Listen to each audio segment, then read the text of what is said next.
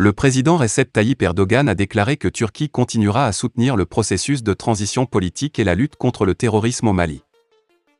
Salut les amis et bienvenue sur Mali Koura TV. N'oubliez pas de vous abonner et d'activer la cloche de notification. Le président Recep Tayyip Erdogan a discuté au téléphone avec le président de la transition au Mali, Assimi Goïta. C'est ce qui ressort d'un communiqué partagé vendredi par la présidence de Turquie.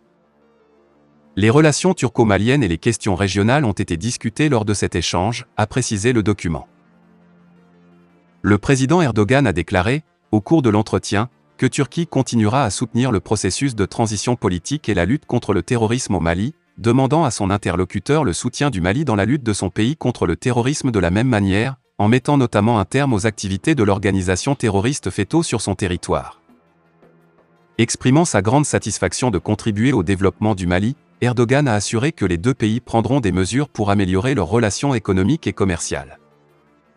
Convoqué par voie d'huissier le lundi 30 mai 2022 pour comparaître devant la formation disciplinaire du Conseil supérieur de la magistrature seulement un jour après réception de la notification le convoquant, le magistrat de grade exceptionnel Cheikh Mohamed Cherif Kone a sollicité un renvoi.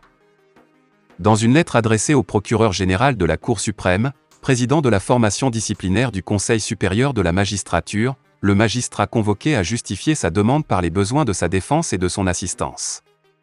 Ici l'intégralité de cette lettre en date de ce 31 mai 2022. Objet, demande de renvoi.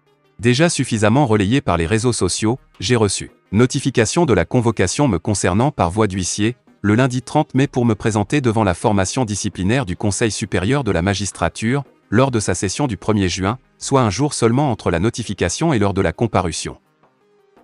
Rappelant que la procédure disciplinaire reste soumise aux règles du procès équitable et que le magistrat concerné doit bénéficier de l'assistance d'avocats et ou de ses pairs alinéa 4, article 7A1 du statut universel du juge applicable aux magistrats du parquet. Je relève qu'au regard des dispositions pertinentes du statut de la magistrature au terme desquelles les conseils du magistrat ou ses représentants ont au même titre que lui, droit à la communication du dossier, aucun de mes conseils n'a encore reçu communication du moindre acte de la procédure. Que l'intervalle de temps entre la notification de la convocation et la date de comparution, non conforme à aucun délai de procédure, ne prend pas en compte les droits de la défense universellement consacrés et garantis par la Constitution.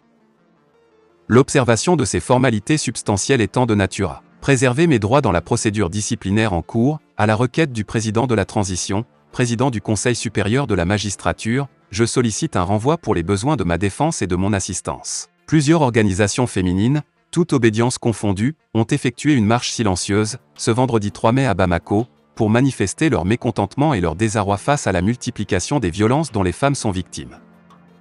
Des anciennes ministres, des femmes influentes sur les réseaux sociaux, des leaders féministes au sein de la société civile et des cinéastes maliennes renommées, habillés en foulard rouge, noir et des tenues blanches, ont pris d'assaut le monument de la paix, le vendredi matin. Objectif, protester contre la violence basée sur le genre.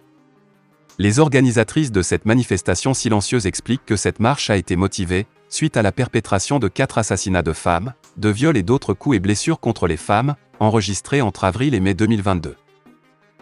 Il s'agit, selon la déclaration lue lors de cette marche silencieuse, de la découverte du corps sans vie d'une dame avec la tête presque ôtée, les images des coups assénés d'un père à son bébé de 8 mois, l'assassinat de Madame Ouattara Ramata Togola, directrice d'école à Sélingué, ville située à 100 km au sud de Bamako et l'assassinat d'une caporale de la garde nationale, Madame Aïcha Bari, dont le corps calciné a été découvert dans sa chambre alors qu'elle était avec son fiancé. Les femmes dénoncent ces crimes crapuleux et ces actes ignobles. Elles dénoncent le fait que certains suspects de crimes ignobles aient pu échapper à la justice.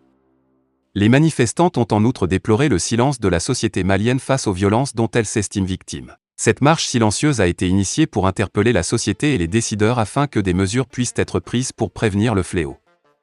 Nous sollicitons une meilleure protection des femmes et des filles par le renforcement des structures de prise en charge, de la législation qui incrimine les auteurs et les complices, la diligence des enquêtes et la traduction des auteurs devant les juridictions compétentes, indiquent les organisatrices dans une déclaration lue devant les médias.